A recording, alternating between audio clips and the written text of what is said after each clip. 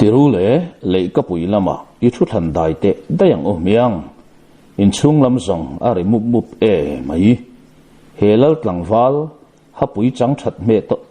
hapui chan that mel to zet mai po hi bel chian ka du pa bokania tia rem le ni o chuak chu zuin lei ka pui lama chuan an chuang kai zui ta thuaya sai la chu a phur ber bera tangin en te u thian te u kan lal ro pu ya hian mei chia aten tlat thina sin tin bula tan ta sai tia u ina vin fiam na la chu angal thathadu der lo mai le nga la atak takem ni tian nor ron lain sai ji ka mang ang lutuk chuan upakhir tola punin au ta chul mai an wa han limpui tak sai ji ka ta liam nu chuan oi lal thiam nang zong lal zai dam nulami sa lo lutuk runa iloyang idu du danin I han kai kwal vel don chuan ya nang la hi finger korro pui si tia lian vel chi fiam velin lian vel chuan oi tong zoi deu te u mi te reu rewin in tong thoman lo se pha ange ke ni ang mi chedai kil karami nam chom pasal thafa ve ngot mai tan song lalnut ni te song manglama po kan mang phalo na sa sin lal chung ko sa na kan ti bor bang zo tak nghiel ange tinan meng hnuai deuh raya sai la chuan a hau maya mi fing zaum na chu ni na hi ni ber lawa kan nun hian a keng zo kasin nei nun le ni na wanga za kai din mun hian zung a kai thu ngai lo mi zaum ber te chu mirin om le midit midang te harasat na hrethiam thei tu le mi ten harasat nan ne pia ngan tluk lu ngom na hian ni zok thina sin puitin takhian an ron ti vei dapa rem liani pek chuan oi sai lor hi khatiang khan sei ve don ta ila kanui ral vekang tin nui wara an vai hau le vek to ani zong ro hluan pui tur om reng a piang alo ni loi chiat zan manga loi that zan a her chuale me chuan chung sang kianga om chu buk thang chuan a hre ngoi to o min wa khan deu le na sadon tak min va naw don te lul ati vang khani mi pui lampon ro hlu le deng rum ang zeta thomna chung sang a hian a chualo reng an ring lo an beng an dor thu mai le nga la a mai ro chu loi that zana ron hera chuaka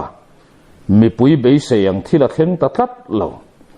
loi that zana chung sanga zalbu ka aloi ma sa tangin amutlon pa reng maya khofing cha don theng pon ziruk tum ten an the thin ani la mutui na samai sia mi mak tak zong ani tia be dongan mutsan ve le khofar akhwan ruala thole thar sin parfulila alawin pe at to a kot chuain ngakin khamla man pan ta dai mai khani zin kara maulom tuma chuang kai hola an hoi hai na sa upakhir tuala ruam han na fu tat hun thola po tho de beran mamolom le du le kukrui ruyang miang ati mak maya henun hilom tun huna an tu le fa te kal se lin honeymoon kan lo ti chauta ka chu alo chuana bul hi in riat lo ka du love molom tumaron kal khom ho kianga la chuan hei sala la tam setwai pakhat hi I khon thuk bel le ila tia o chuanga lin mi puilam phur zong takalo ni boxi nen an resu ma lui le to chanu hera chung sang a chuan anu pui aron kai hong ta lom le buk thang buk lul hu ha tlangwal buk thanga omem tin ron autan talo lo ngei renga ka hu phur ange in mo tia buk thanga tom deuh chu nui humin chung sang ala chuan aron din hai zela tlangwal ram chuan dan thil chei nga em pen nong tir ve thei dan te hi i lo felo hi ni reng lo mo ngoi te u he pa pui hi pa thei lawani ka ring tlat mai denga rova thua moi ani hi en chian sakangai ni ron ti ta fui por le chuan ngai to reng lo buk thanga chun bo ron ngal ta lom le avai bel don en sakar han tum zet zong an tal na boka an palian hlom na samai sia buk thanga an en sak thei mai ozo lo an tal tak tak mai chu e a palian pani pon thal khol maya an thoma tha in meiling te chu lengang chuma an hlim na chuan atong sang e maya engnen ma thlengan phalinarin om hau lo ruai ro pui ke kila seirem tlanga buk thanga te hole an ko pui te leng hal chu mu nom thaman tlingin zai moi le buk thanga an che ve ta lom le kho chung mi da mit mei ven ngai om to hek lo le nu pa ang mai kho sakwal velin buk thanga in chui zai moi in oi pa na em tian chem sakvel zet zong chung sanga ten to ka tling yang thui ka ten lutuk tin an ner vak maya an thom awa han thatak em heti lai hian lal sai ji ka le upakhir tuala le lal rodo la te lo thumuk ve me kin palai tir an rel thutar rupa sai ji ka chuan lalpa kan rial rei thei hau lawang kapunen kan palai rong kal tur ten lo puile mai niang chutiro tia o nei lain rolian aron kal nai thata an kianga thu in ngoi rang hian tho thok lai mel ran maya chuta chephatin tho thok lai chu aman ta zung maya upakhir tu la chuan khek vunga che heu kanau le he nau hilalpa an zuam lu ta amami te lu a khai sak fo don tlat mai akut le ke che khai lo enem a rang lu lai lu tuk tlat rul ngan meu po abeng lu hai man nge yang tin a thek vunga sai ji ka pon raulia chu melin katupa ka ming choi ngatani hi mo tai te hi mak dewasin tin chuang tak mai hian a thek vang ngoro ka chiar suan sai ji ka pon atupa chu melin tai te hi mak dewasin atlu te hi mo ari thak rualak an han mel hian alo thole man zel mai niamole tina khupa athut tir na sep zui lawa lal rodola la chuan ka ming ka choi tir ngat ania a theu neu don lo sim tin chuang tak mai hian alo mel bok atuk maya kham cher lampan tum to thua moi te po zan lama lal in kain thua moi ero rei among a hung lo chung sang ate in lama aliam zui le ta thua ya lal rodola chuan saya kum thar lam mo khothar ron zuan chu in tum ta ka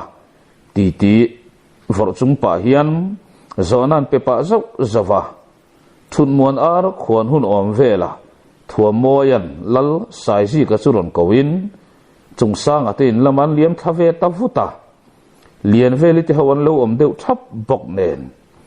lalin lam ai zongin an kho khoye nuam na sa ani thiam tak maya buk thanga upakhir tuala na ron lam tir ta ka zong lian veli le sai ji ka po anin kha liam ve ta naka kong laka uluk tak maya seek an mu za tan chia thak zak nu chuan lian veli po amin ne takher mai an kot kai thlengin ka ring che alom eng po ni se mi pa in thui tiam to a kalo be se rangang che keima lama chuan har sat na lawang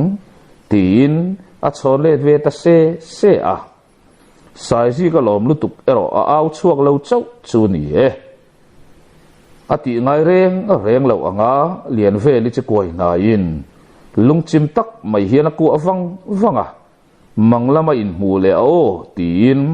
anin mutui mang tha zui ta thuaya lian velin in chung aralu meu chuan thim zinga ral lian to na le buk thanga po nui var thu in pakhatta na farnu pakhatta na fanu ani a an wa han vem ne ma thin em zing khwa avara tuk thua nei khamani chuan kham cher lamte in nei mang arom kal ho po an kholam pan tumin anin bo sai zui talai laya ko chua ding khom tha min rauliana chu lalnu ko ta an la phang thei ta tat lo fia zat hian ka du lo ati mak maya thua moya chuan ikal san phot mai tiang ani zong kan chan lo tur ni niang a chang tu dik takin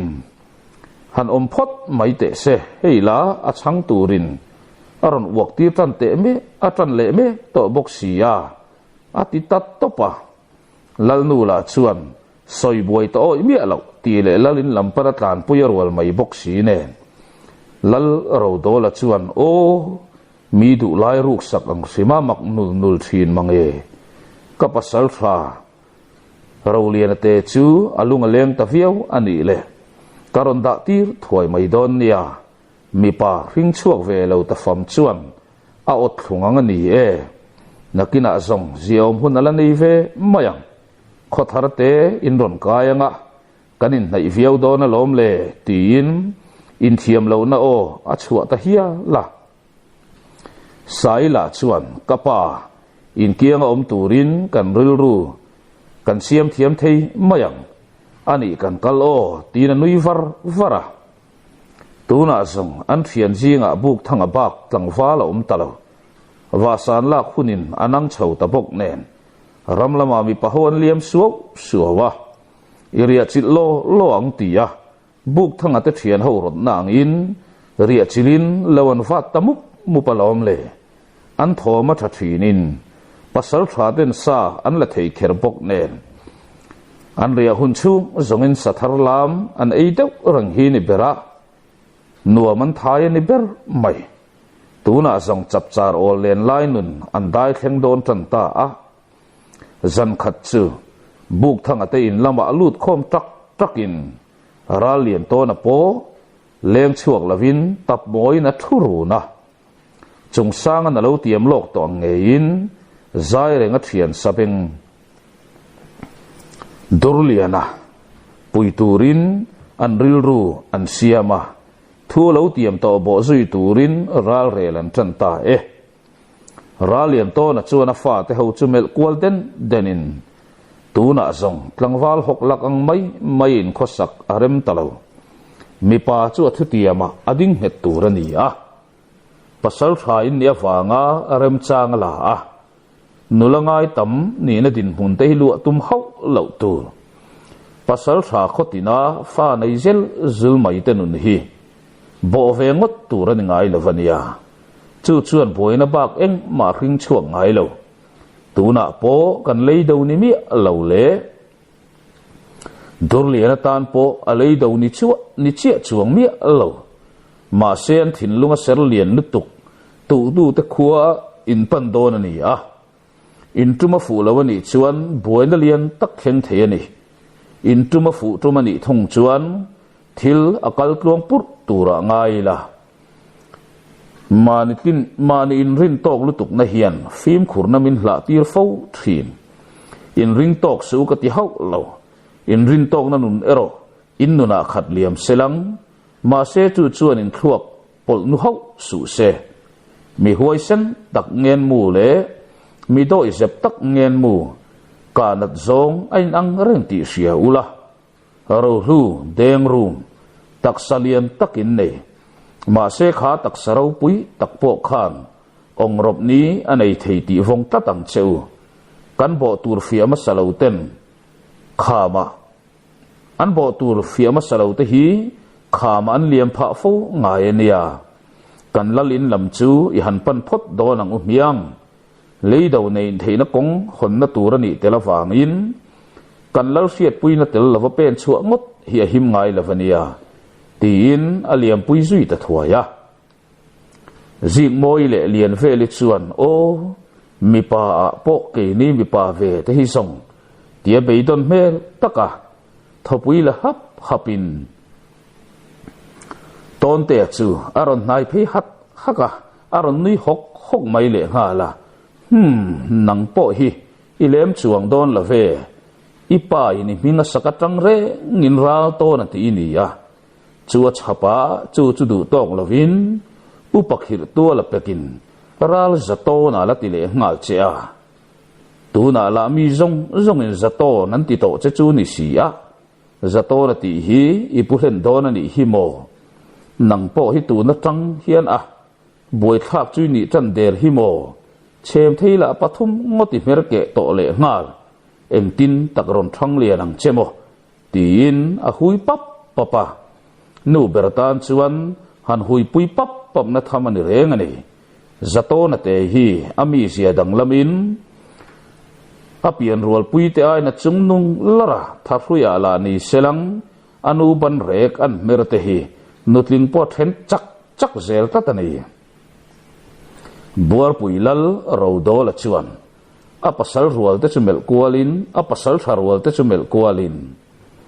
thutam soingai omin ka felo ka benglu to midik tera be na hi lingang mayamin chun tu ani fo thin renga troi pui lama chuan kalta ula a thei ram chuan thazai nin dor chin don nia lo thei lo nei na nang ta cheu ni le bor pui pasal tharwalin ni khamo kan tol ngai lo kan ma om chu kan su ko mai thin buk thang thu top ikuta ome in kal nalama ero ka khoming in chal ngam turani tim lek siwang chu ka pasal tha te dai chin le than chin chu ka dai chin le ka than chin ani sel sia lotlin na dom tak nen fa pen chuak ta ulang lotlin na ro pui tak nenin run loi kim le diak don nia tu ma va thi then kha karem ti hau lawania tia tonga tha lain upakhir tua la chuan alo tui ni ve zawa khodanga ya wa san la kan mata ka fangin thua moi te kho ho po ron pui honan ngai mai theni an ron zon tu ram thenom maya man phunga le khwaten khothar an ron kai ve ni omin tlang kama karal fiat lat maya khwa wang ram ri kham sa pe la an chen le chen lo te po sai ji ka khana tlang wal te chen tir ngal te se akum pal chu ala thui lova sai ji ka hi zong ven pui la ngai fu ania nula ma a khur chemai mai rual le kalani khamole ka ngai tu thina sai ji ka hian ka tlang wal lai kong a chun le tlatani za zum lo feom zia kha o anti hloi peka an pom vak lo tlang aniang lal ro do la chuan ngoi te chung sa nga pu thang khat liana ya tam ma kan mong kan hung dun ta e ram kan chuan dun tam zok ta bok voi te khat ma iza kalap se ngai lo zam pui khuwa i ngai zong phir pui nu i choi lop tumpon adang chuang nang an ne thumun reng angi tingam ngat kha ni ya aron ti ta lom le a khai ngur dol ni nang ro dol ngur dol te kan ti vel che chule ka phur lu tuk to niang tin upakhir tuala nui huk khuka ro dol zam pui kholam hoi chuan mi per hlek su tunge tui khur ko chak lama lungra lai phong lokat na thul thaka ko pang ron kap zu thapwat tu kha tin chana petamai chu chuan an boru ka chok thau le ta le lal ro do la chuan kan thudang lai chuan buka silai mu le zen te kha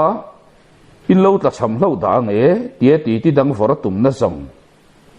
upakhir to la kut bem tho min lan le vet to tlang than tir viau lava pen chua an duang in lal in an chua san nu chuan an han ding muang deta chung sa nga chuan var triana chuang mai thei tura in peisa atin o tin in lam hoya pe na tum tamai e khai zolbuk in kai don nang e tia buk thanga zo na chu ro lu a chuan ron nui phu pui thutin patling sin chuak tur le sin hoza na mo tai te tu ma chu tiang ang huna zalbu ka patling an riang ngai la ve i lo ve mai don nia i du le i zai moi te kota zuk mu ve top mai te tian nui hukin deng ru mala chuan tur ut to nia tira in lam panakal nul chu rual le ngal mai bok nen buk thanga hoilol lola ama chawla ding taluaw mai nui zat me zat hian ro hlu le chung sang apon lu ka sang atangin an the ka leng ve mai ro tinan aw talaw lave mu zo lo po kan ni bik lo tumpang chal zong azona ka son ve thuai angai don ani tia tu khum thak lo pui hiatin thut muan ar ala khuang chau bok si nen lian ve li rim tu nom ve nak ringa in lam han pan ngot ni na la khebe bok si lawa nuam lo tu ri deuh tak chung chuan zai moi te in lam apan ve ta nu a atu khuwa avara nilu aron lor meu chuan an thleng thui to in anin kal chak siak ta moti mai turani deng roman pumpel thar ka sia akong amu malutuk lo nanga a nuk zong nai khop mai tia a foina muala pen kwal ngalin deng roma kom mu mal lo ti chu alo mu mal lo tak zet ani mishing han pal to na nu ma ei lo rol huan en ma in ton kuak chokin under na satlang to hle mai ma se an thlen china piang vai eng pa ti tia kalan ni poka mau ha luyen po meu chuan kong tharan sia chu ni ber to maya a nuk zong alo nai te meu mai a nai karin wangin ka sia ka ti mai ni kha ala ti hui le ngal kong pa ngai zo ai zongin ha zongan ha tlang khop maya sialinu eng lo mun le thak pui mun mot pon vak pal tlang tam tak em an do kil phorin an ke hnuai khikar hling an khei chuak mol hloma kong thar kan sial ani mai alom a nai karing fu khop mai tia deng ru ma hoi sang em chu a hau pon hau boi pe lo tiang ani chuan kara san khat riakin kham cher khuwa po chan hu hera kanin pal khen mai thei don hi a tia chung sang o chuak chu deng ru ma chuan pumpel danga le anga an ron ti le kher chu ro lu chuan atok khop mai lom pa tu na tan chuan ti na ku ta lo phar fuak ka khuang huanga ni in suka chen velo me ram riluin pal thengin an pi atlang to lur mai chuan thira atlang pangle lam bung vut mai chu deng ru ma chuan thir vung in tlang mong bung ani mo tia nui kura thlir la in buk thanga chuan khilai khilom kham cherlam ten khothar kaina na bo an ron tum ram chu farmwal ani khi amai ro chu a ming put chan far pung la chu tlang sang lai taka langsar taka din khi nin maya amal din ngok mai le ngal thua moi hoi san vel na tur khwani berdon khimo tiran thek wanga kan hon lama po ria hona na man turani chuwa tia chung sanga kam liam chu an pompui ti shet takhian an bu ngat loma boina omlova malam pan zel ta chu atu zanria bob nang tok velin kham cher khuwa po buk thanga te chuan an dai lu der mai kham cher le buar puin kar thang rei lo ber an ni hial ta veang thua moi ten lampan ding nalin sai po kot kaya thingalo ektar tara buk thanga te ron pen chu a murang na samai a freda soka tui pan thuai in lu ka pui an chuan kai ma nge in tui nen alo muak man tata wai nu pui tha kho sak dik takai lo kho sak ve khang lan chu le tia nui hokin in chung lama nin zui lu ta sai chuan thenom nau chu ko ngal thuai in tu chun mi panau pangpo chu lal in lam apan ding nala lalin lama ero an rambo tu ramle ขดทรันกายดาตูจงจ้างเวลเรล่ะเราทุกคนเมกันนี่ถั่วมวยแต่ปนรังตะกะอันเราเรือจุดตอกรีนลัลสายซีกันเองลำถั่วมวยแต่อินลำมันรนปั้นถ้วยทั่วยา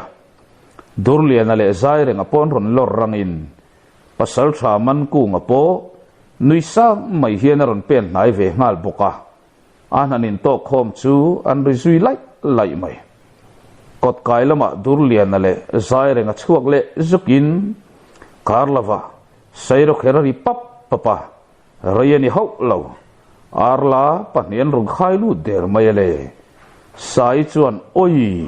ใจเรื่องกันอาร์นี่โอซงละวันนี้โออาลูติดทำไมลัลสายซีกัจวนนุยเดาพูดป่าเฮียนมินรอนปูโตไม่โดนเนี่ยตีนอาลูชนเล็ดตั้งตามุกโซกตีฟอร์ซุยนดูเลียนแต่ชุงก็จุงจังอันเฟเววิกโตบกเนนลัลสายซีกัจวนอาเชเบอร์ฮีอาโดนเลาเทลฟ้าหลังฟ้าสมนิเวลตัลชวนซุยเจ้าเซลังอัฐาลูโมเตียรถนาในจูบุกทั้งชวนง่ายเหล่าตัวระง่ายเวียนง่ายันตำเฮียนเจตเพ็ดดุโซง่ายบ่อยน่าชัวปะทุตาโปมาเนียกง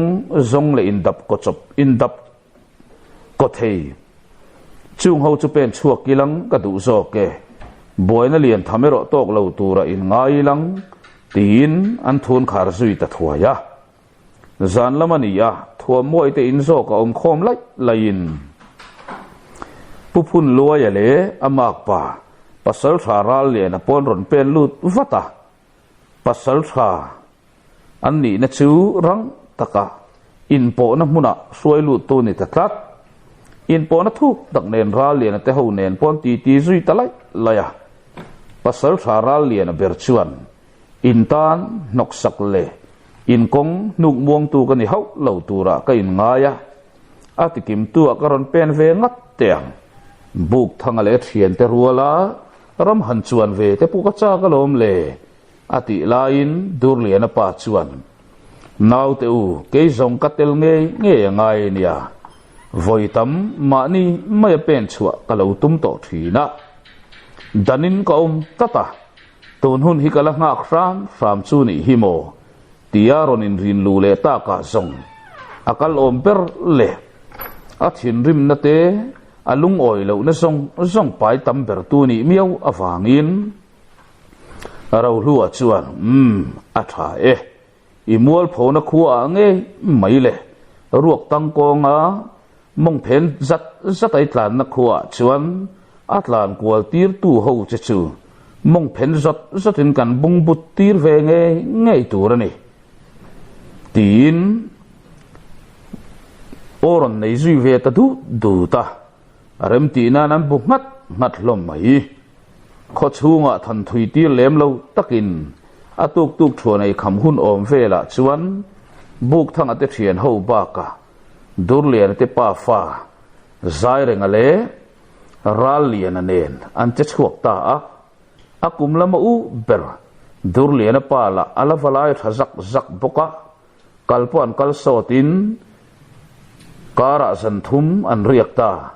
ตูน่าส่งอันตุมรำโจยปุยรำชุงทุกตะกะบุญขวดเฟลเดอร์ตัวรัลเลียนชวนไอ้เองที่ส่งมาลักตูร์เงี้ยนี่ยังโอรวมมันน่าส่งภาษาชาวบุกทั้งเฮียนอันนี้ทวีวโตตูระกังายะที่โอในตากะชวนบุกทั้งชวนรวมมันนั่นลำกะลูในเร่งเลยเนี่ยอุศกเต็นอมลมเลยอินกุตาราเรลัมซงเตเสตีนอุศกอันนี้น่าจะเทียมตะเคียนภาษาชาราเลียนชูอัตเลียกหัวภาษาชาราเลียนชวนงอยเตภาษาชาราเลียนโตนฟปาบุกทั้งรวมมันน่าหันเตอร์พัตูรคลวกฟิล์มกับปุตอกละเวตีน่าช่างเล่นปักไม่บกสีเนนจงสร้างอันนั้นตุยนี่เลตากะซงบุกทางจูงอยฟังกป้าอินเฮียนสิลายจุดเข้มอินหันดีลมาสะพดโดนเนี่ยอารมตั้งอังลวันนี้เล่ไม่ป่าชวนอามาอสุกไม่ตัวนี่ตีนมินจ่าขโม dur lian te pa fa le kin lal kan mu setanga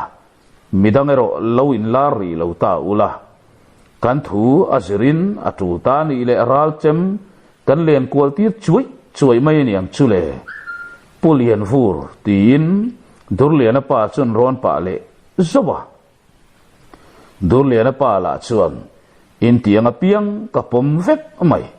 a eng aya ngai pa chuan ro hlu te ron hum chua tir chele o keima main pen chuak ni ila zan laya lal bang laya intar kasilai chukala makanga suak moi kapong sual du hial lang mole atirum al maya kanu pui fanaute mun hima anom to a tuna zong ven thon tur pakhat ma kanei to lo tin hat changa thial rep maya buk thanga chungoi vanga thazaya doran tumani po in pulian fura chu pen lut ve ni chun buena chuak thau don na chia in ti hian karot na kha i thak theng don tong umiang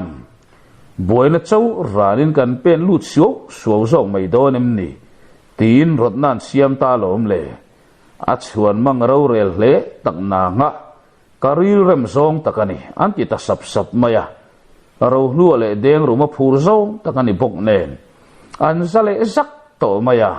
an kiang om ten soi le nok to e atu khua avara troi pui kholam hoya nuk boi tu eng maom la pen zui mi an ni a an mela la chuan hupur na mel reng mu tu ra om lo apot tulam anange thinrim na thuk tak pai sang mai hian an nui sang nangan mit meng te chu rum ul hlom maya anau pang pani zai renga le durlian ala an pen phur beran changa durlian ala ni se amit kha tlom taka an chua san na khuwa chu lo lang warin thasik tum ni na kan mang don ta engma ni lo le engma di thei lo durlian kha buk thanga te nau ni in karon ki le don ta e tia in seru tal chungin a pen sau pok mai boka a mai ro chu a kianga ding ten an thin rim na met dai thiam turte thin rim lu ta fanga khom le lawa chet la ka hlo om zia te an fil mol ta ka zong ain tha da zui ve le mai boka an pen chak tlang boka ni am chu khot hir tlang an thlen meu chuan nia latlang sang in behliang mun hun pola ni om la veti hun lai na ni tat mai khot hir tlang atanga an han chuan vang no chuan kholam panin ikal leng o tin fai bel e gan han khong fai talan pen tran le ta kar lava troi pui khokot chua chu an moi tat thapa man hona nei mi lo hian an hoi val hloma chuta an ngoi deuh thup lai chuan ro hlu chu ron nui chuak kur tamaya le deng ru ma chuan lompa enge nui ti set hilom deuh bi kami inui bi ka avati suwa o an khuai en da che a ho tham kan pa ni chau pon run ka zuang zak mai ate tham mai ati in anui war maya deng ru mala chuan niamale tia nui ve ngal ngotin chung sang le thua moeng thota haka a chan chu an million pani hian buaina azonin an zong le don chu an zia mu theina lang le tlak to a chimom zoin an khosale nge don ti an sia upakhir tuala an kiang an tal nem lu tuk hi zong an nuna hian lang chuak tam tulani khayo lu don tak ang miang tia in mel kwal ralin buk thanga chuan avan vor zonga silai met pok ngal thua in silai zen mawa thun khat lek tura a sa vekachu a thun le khapa uluk tak mai so le khap nu in khochung mi puiten an lo ral thir ngai don ani ti sia in an pen tanta an ring dik tak zet mai chutianga อันขดายไม่เขาก็ชัวตั้งแต่อาฟานวอลซงสิไลพวกช่วยไม่รีอันเสียชวนเขาชงมีปุยเตจูอาติมังอังนี้นะติจีไอรูฮาลเวกมายาละดูช่ำถมละเสียตูรอมบกสีเหลาทลายเล่ป้าหูตำโซกเตเหลาฟาตินอันลูดเวกไม่บกสีจุดยังการะตูเต็นเงกดชัวตั้งอินเชียงร่างรอนเอาตีรมุดตามเล่จู่สงชานนันมุจันตาเขาก็ชัวลำทีระอันเมลเซ็กลมลายินเชียนไงเหลวฟาลรัวอันรอนเป็นหลังตัดมายาอามารอนสวยตูเราลัวเลยเด้งรู้มาจุนดิ้งดูตาบุกทังสำคัญขาโดนนังอันติตาบุกทังชวนกำลังยืดได้ไม่กติใครเล่ลุงละว่าละเราฮิลากันไฟไม่สำขาเวกังโอตีนั้นหันดิ้งม่วงเละเตะอันสำเสียลันเพลาปุกเทียมเบรทิงินอันไม้อันเมลเลี้ยเวกขบหุยเนียมินขดชุงลำปันินอันรอนเป็นบุตรชัวไม่เล่ปเลียนปันหิเราลัวเล่เด้งรู้มันสวยบกเสียเล่โจยปุยเฮาชวนอันเรามุดูอินอันรับแค่ไม่จุดตาอินนายเบรันเห็นเวเล่เราลัวจุดดิ่งใครเล่อีโอเลียนปุยไม่ก็หันชัวเตลมปาอติตาจุดตาเด้งรู้มาชวนเนียงเมียงตีเล่ดินโคละจรวลินขดชุงลำเตนันเสียดเงยตูรินโจยปุยเฮามินเหลาดาวเตอมินเหลาดังสามเตอบวยนักันถุบวยนักสงตูแต่กันนี่ตีนเอาตะลุงมายไว้ขัดไม่ดูตอกละฟ้าเอานนเละแมวชวนโจยปุยขัวจูเหล่านินมันกัวตะปบไม่เล่รัลเลียนชวนบุกทางเลมีดังเขาแต่จุเมลกัวเดนินอันเมลมายาพูร์นะอลังนัสเอมาอันมิดเมงแต่จูอเดสร์ไม่เล่งาลจาเมลเรงมูตูรอมโลนังนี่เขาเจ็ดจูเล่อินเกียงดินจูที่เซนงำอวังไอโดนสักเวเล่เตียนุยสุกินอัฐซาอารอนช่วงนัสตะเดวเงมันดิโดนี่กัลปะจวนจลบุกบังจูอันกับช่วยไม่เปการูดินฟันวมโดนเฟอินจลบุกบังกับตั้งเจ้าตัดไม่กติตีนอรอนชัวตะลัวไม่เด้งรู้มาเลยเราลัวนินเมล่าเด้งรู้มาชวนโออัฐาอันวมโดนกันอันปุยมีเหล่านิเรงเชียนุลาเตอูกัตลานเชียอินตีโลนังนี่ยังขัดจูอินห้องซาฮิวมาอุละเจมเพกซองบากะเฮมตากอินนี่โลตีนเอาลุงโจยปุยเฮาละจุดที่ยังอันขดตัวละมิเลียนปุยสัมผัสนุ่มไม่เล่งาสิลายหุมเดวเวกจุงอันรอนกัลบุชัวไม่เล่ปอยสักในเราเจ็ดเตะฟังชวนลาวทองตะกะมังอันนัยนบวยมุบการะเหล่าในนัทามานูปังตัวใจอันตลานหงจนนูเฮาละอันฟาเตอาวินันรักนัสมัยป้าเล็ดหลังฟ้าเสียมรันจอยตูรมูมาลันตัดเหล่าทินดูเมียเหล่าเอ็มที่ดูเหล่าจูต้มมักไม่รู้ที่จากเดือดชวนมินรันมาชนตะเจ้าตีนันเอาลุงเซลไม่บกเสียชุดยังมีช่วงสาวนัดเมลเอ็มเตจูขดชูงป้าเราเฮาชวนนั้นมาชนงำเดรเราอันหลังฟ้าตำโซเล่ปะตำโซกเตเราฟ้าที่นั้นเลี้ยมเวกบกเสียรอทาร์เล่ปะจักวักโตเราเฮาเดือดเจ้าเล่ไม่เชี่ยเต้นขวาอันหาลายนี่เคบกสีเนนขดชูงักอันเตลไม่เปียละมา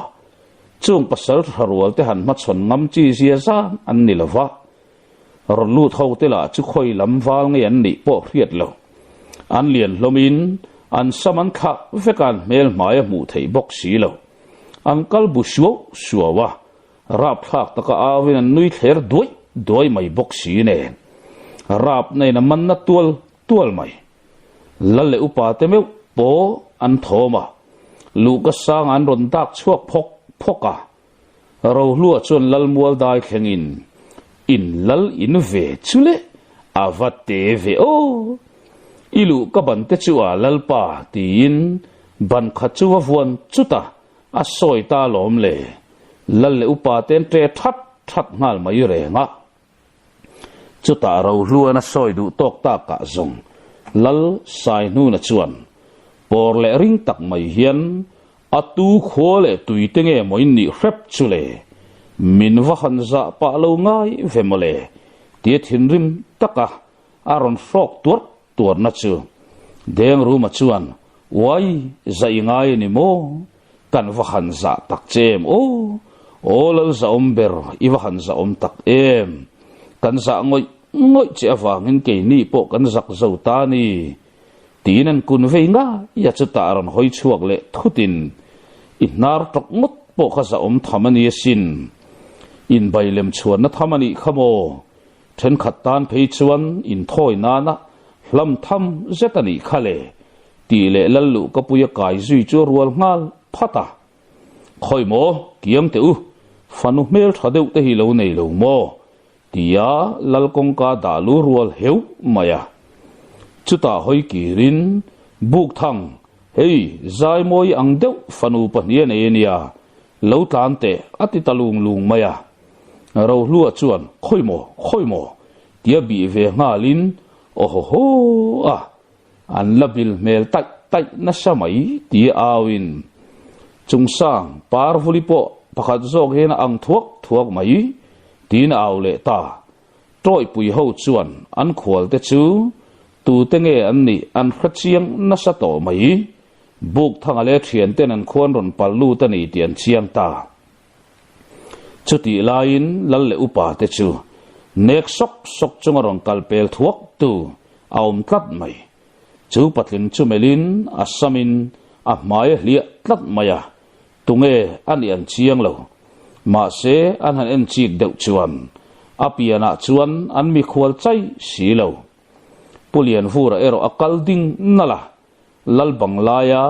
ama silai ngei mai in tar chu apan ding nal mai sai nun kalau kol chok ve le tong cheo kati nimi lo manga kasilai min chu hi tuna zong ka kuta ahun ve le ta tin afungki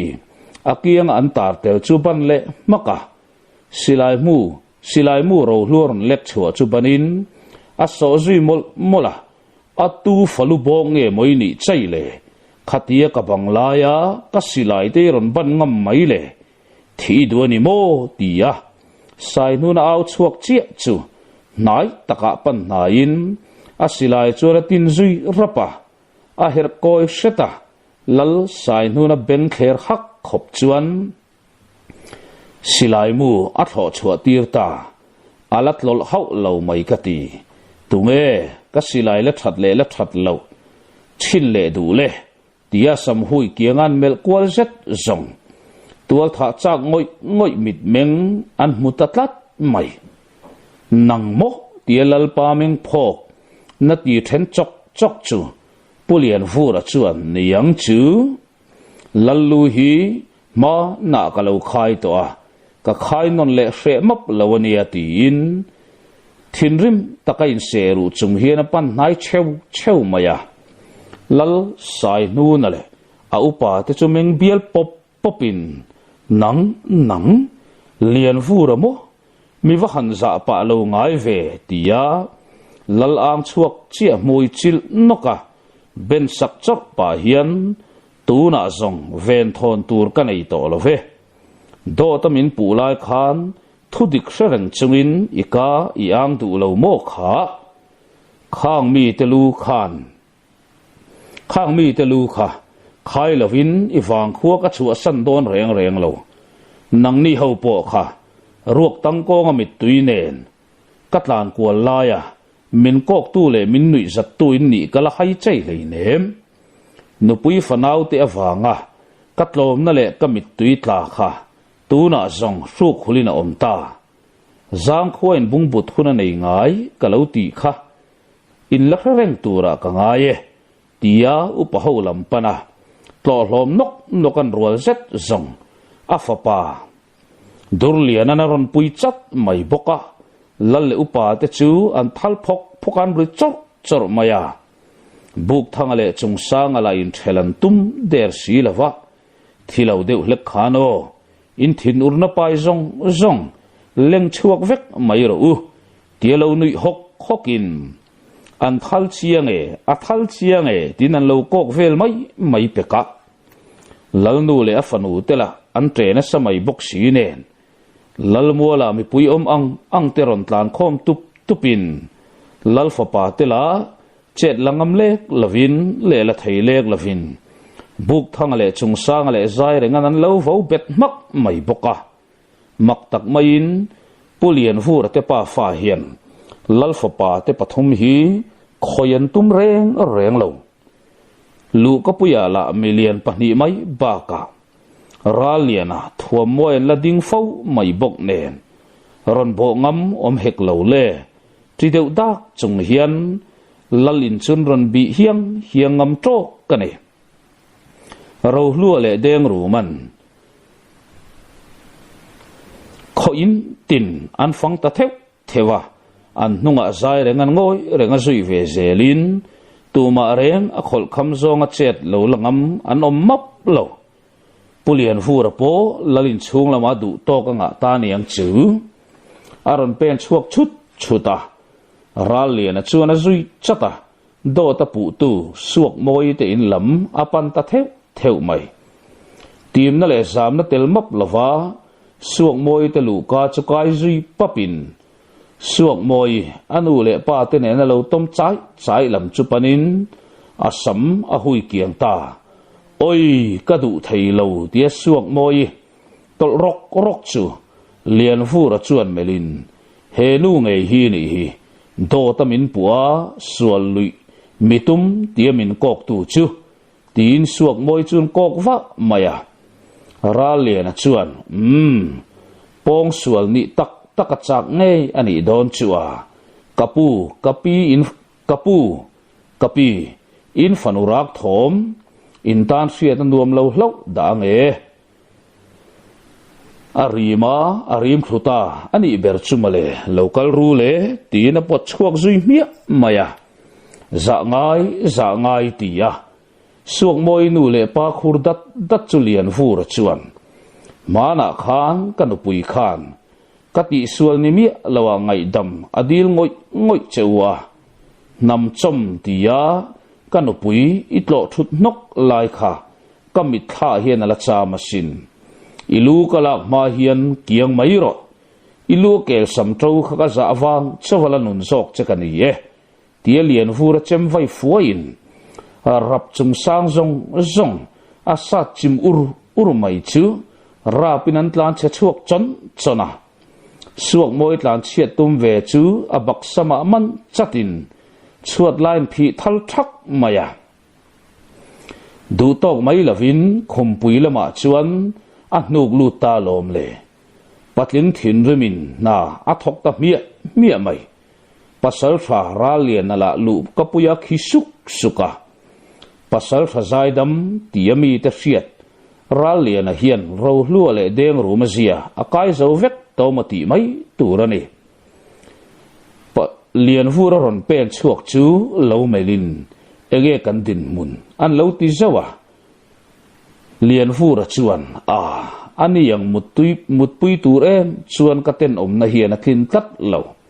karum thai mai ani kha a mui rumang chu tin nui suka ralian peka chuan ralian pek chuan alamar that mel view khamole nangini du tok i mu chuan atoka ngai mayang o khoi nge ka va bi ve ngat teng tia pen lut zokin khumpui lama siak suak moi lo then chak chu awa naya awa theka abi chianga nui kur mai lo va na lama liam ve lo rol thar pathum manganga tlan ta wang te pon kong laka an lo va ta liam ho tangfa le pafalai rual ten tok ta thilom zia an soi thuaya chút tiếng giạt lek chuan kan khuan lo thun huai emo min za lavin min wa han ngai ne pom ve min ngam sak sak le mai mo chil hlum vekang tia ho ho chungin kholam panin an ron du ngal pur hloma khuapo an ron po rangin ni in khelok ala chen velo chawang tia kot chua tang chuan an ron rita hul maya pasal tha nol ki ma chuan asilai ron lekin maron suai para ani chia hi pasal tha po silai lek chuak ani tlat sinen aron huai sar ve ang reng khop mai man mo takaron tlan selin lalmualan ron dai thlenga pasal tha hol ki ma chuan nol ki ma chuan thua moe ding lang sar tak mai chu aron tin ko ngal ngot mai pe kalom le chu songa ti suala ni ta thua moe silai puak ngal throi maya kalathi man ozo lautin nol kima akhel doma sarak ruai mai chumelin lom lero ilubura ka kap dar vek lo kha tin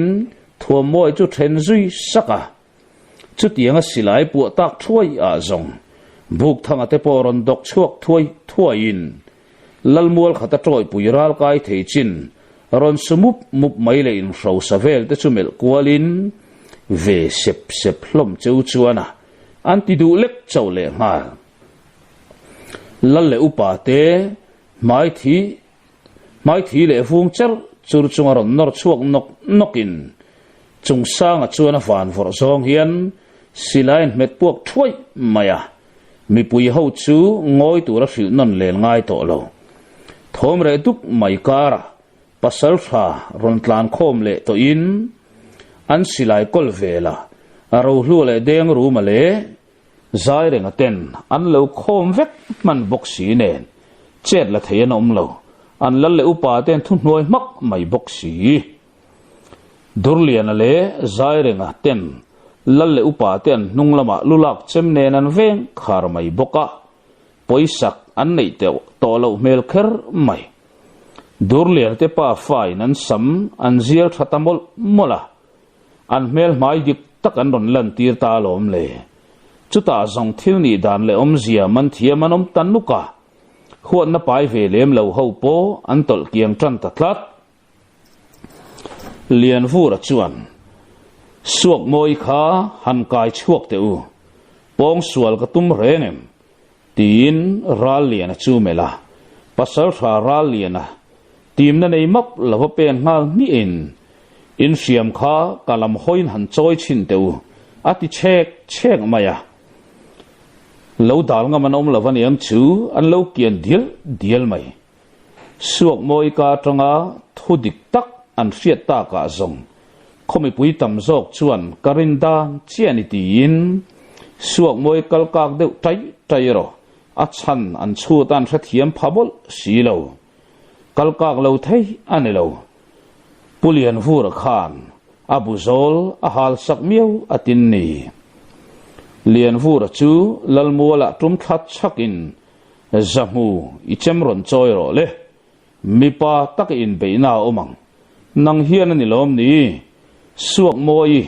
ron mu mas saber pong sual tum tu kani ziatlang au pui tu kha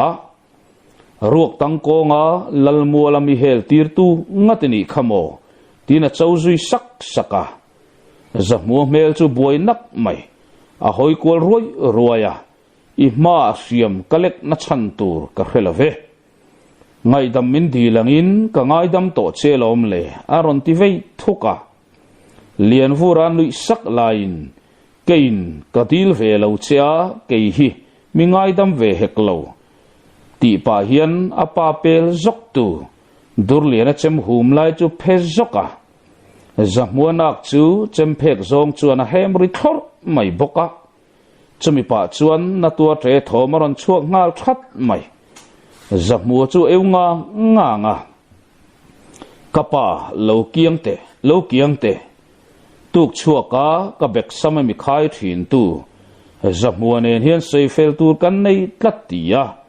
durlian o chuak chang bang mai chu mitin mai benga chuan a chiang bang bang tlang te zamua po rumul ngulin khong lang cha chuan le no pang tin a chemaron phorve ngal phata pulian furangot ai chuan a zuam zok hle ani ti hi chiang reng mai mi puite tol ngal dualin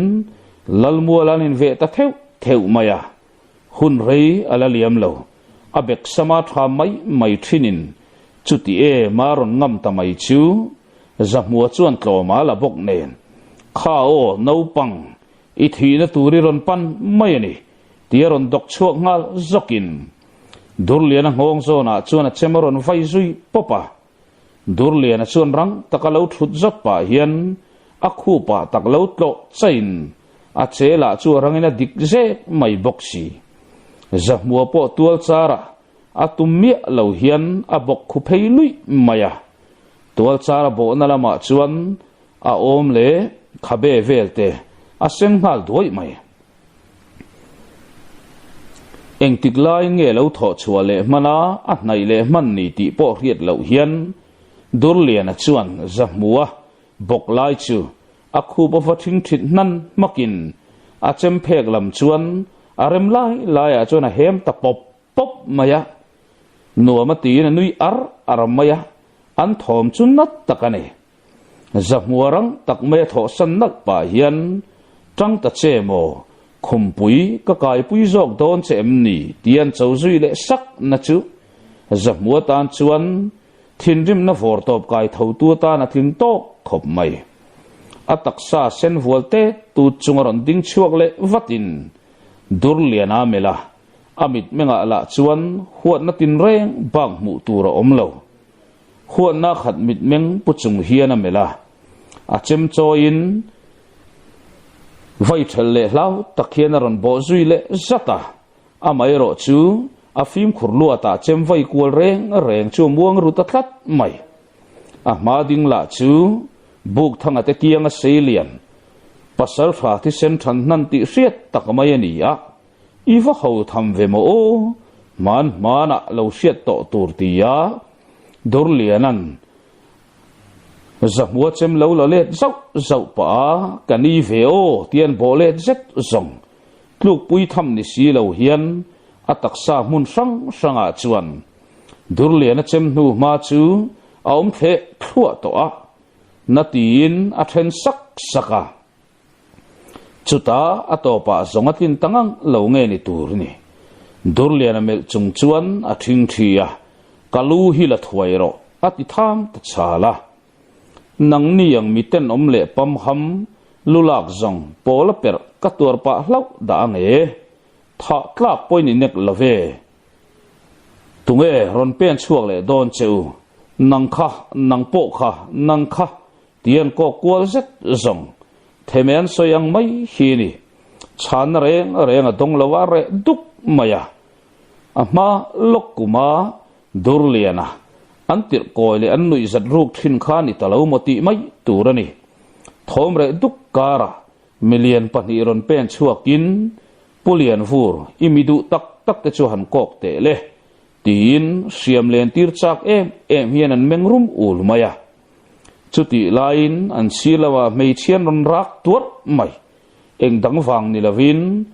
ruak tang ko ngatlan kual ma bak ti in chiang em le lia durliana la katlom chiang em zamua chuan ama nun nange mai chu lo in lak sak alo ni tlat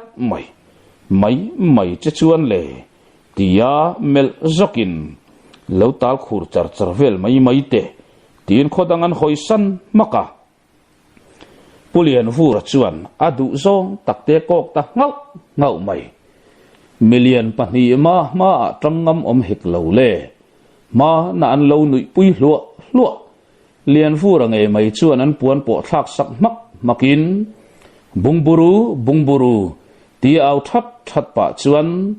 a hem zui pop maya thingot aya zong bungbut chu an thang ta niang chu mongkolang pho ta bungbuin laltual bungbu chungin hel tir ve tangat alom le lo tlinga in tin nuwa ma va han ti tak em lal sai nu na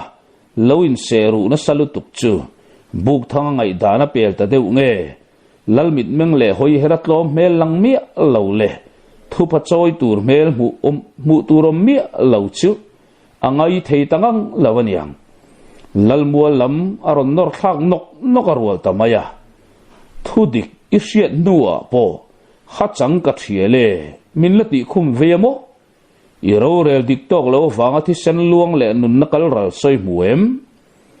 million le nei nung fa te chau hi em ni he khota na mi tangkai ni a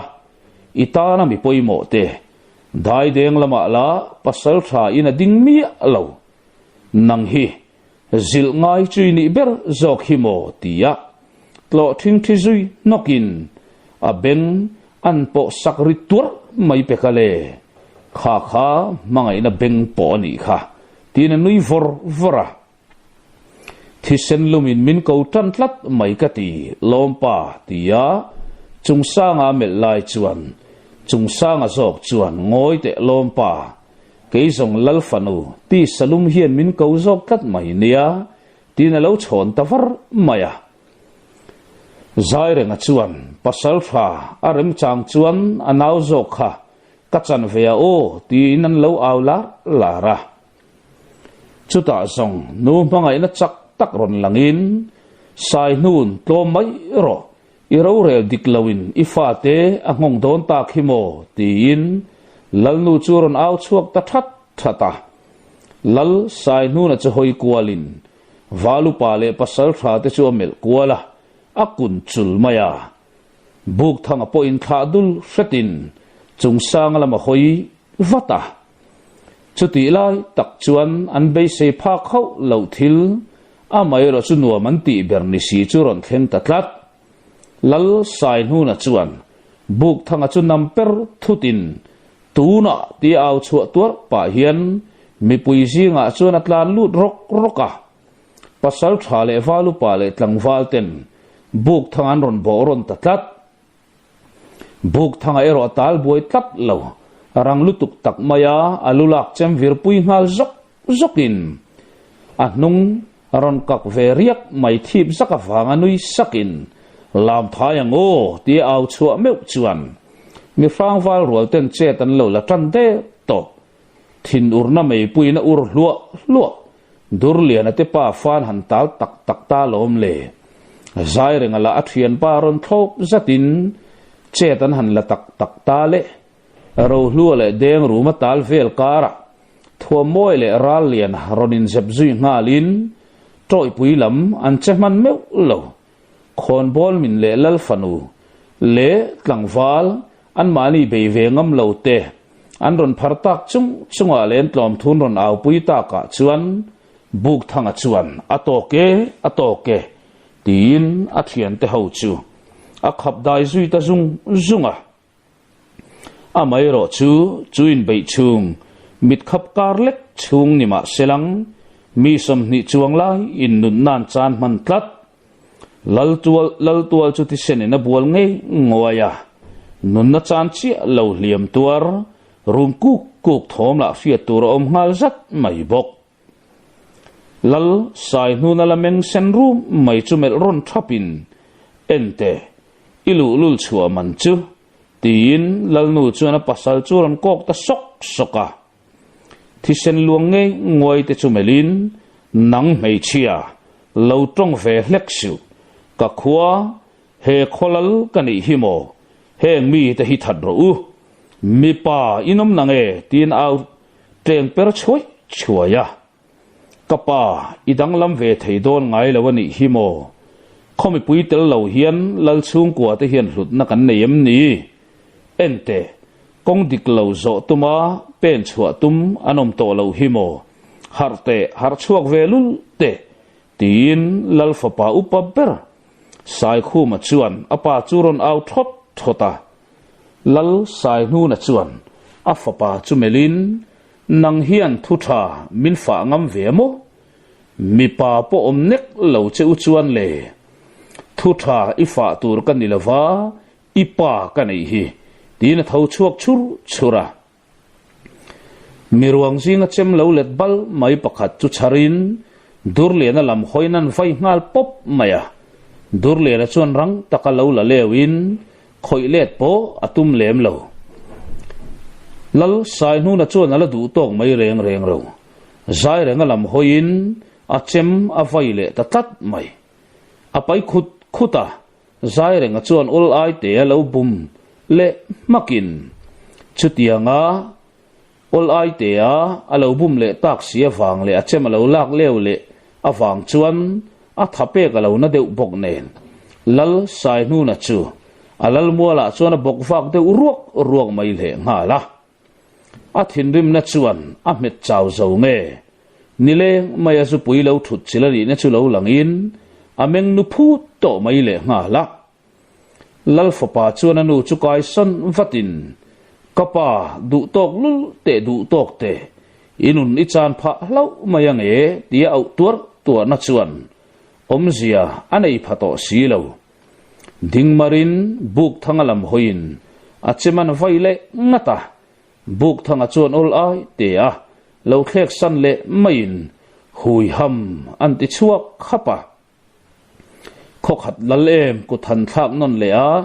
han tha ngot chuan hre tlang ani deng rum le ro hlu phei chun in sa seng ta daya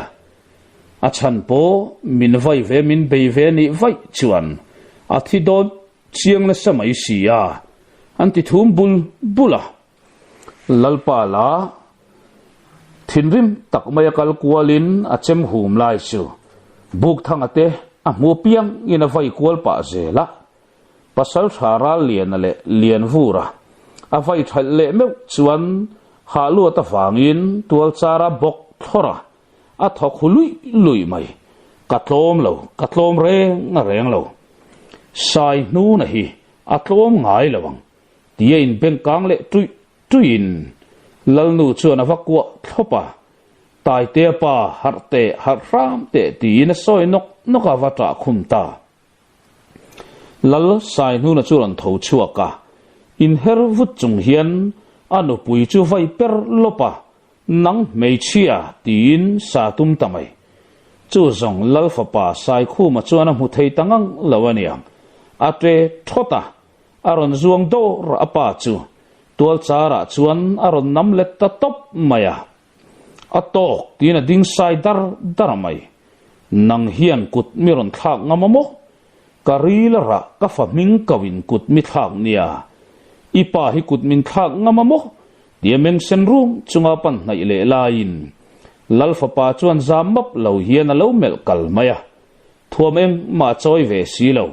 in sa seng tum mel aputo bok si lo nen buk thanga chem chu phe fuwa lal sai nu na dar chu woi nop mai a thing thi zui rapa rang takhian lalfa pa sai khu ma chuan akianga chempui lo tla pakhat chu abana kakuta nge hian kapa chu famro se in kuta thi zongin buaina lian zo ka chuak don tatin apala thove fui chu ching sok chungin hre tak chung hian a sa ta popa buk thang le chung sang aten kai sang thuain lalfa pa sai khu ma chu kun ngara aron hoi chuak le mit meng chu aron pa ngai le vek to troi pui mi te u tu na chuan lal in nei ta lo kapa chu ka kut nge ya thita e nun bet ngot om thin te in zalen ta kapa in ro hlu a chu lui te zong pon in ta theu in nei let le vekang pem chua du khap be tlata te po in du chuan he khua hi in pem chua san thei don ta ke ni po tanu hawin kapu te kholam panzai kan railway wataniang chu kapa ero lal ani ve awanga zaum takamin vuiliam pui turin kangen chewani kanu chemte lo nai ra ule khwal pasal tha te u indu in mu to chuan kan lu sun nei ro min nui zan sui lo sang turin kangen na cheu tin zaum takhian buk thanga te ho chu mel kwal den dena buk thanga chuan pulian fura chu mela pulian fura chuan buk mut pa hian ti tur pakhat chia kanai to do tamin pu awanga ka ro hlu min kha tu te tanga ka chom ve ngar ka dar bu nge mai kha tin suak moi tin lama panding nala dar bu ne na ron pen chuaka ka in pe ta tin a pen zui maka chung sanga chuan buk thanga le a thian te buar puiwal kan ninga ye in dua in ron erle le du te ni ngai chuan in du than na ni ro se nang ni ne na lei do ni tur hian kan in ka renga ni ti set ta tang cheu tiamel kwalin ro hlua chuan lom ro lom hle ro in lalfa pa puitling taka wang chawa in khoi hal lo le mang thak lo cheu kan ni tiamel kwalin he sila hi chu kalak telangai tlatin pasal tha tu kuta nge athi ta berpo hriat lo atira silai ron choi tu pasal tha nol